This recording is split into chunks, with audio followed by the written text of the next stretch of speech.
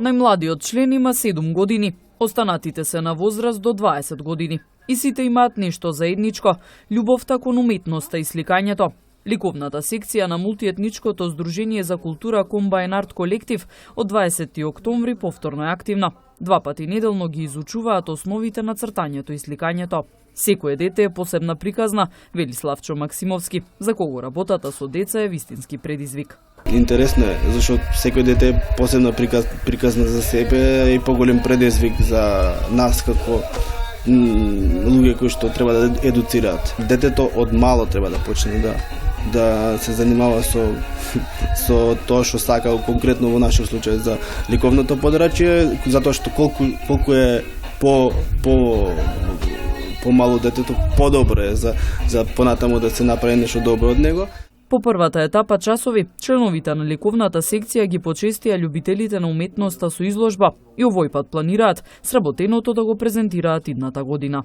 Како што планиравме, така и беше, направивме една изложба за сите, со се што беше сработено, значи од почетокот до крајот, тоа што беше најдобро и што мислиме дека заслужува да биде видено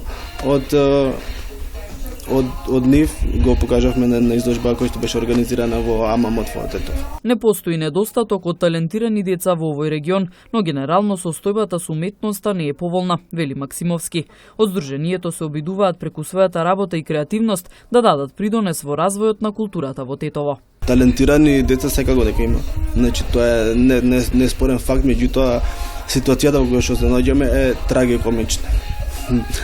Тоа трае години наназад и не знам до која крајна граница ќе допре, до кај е крајното дно.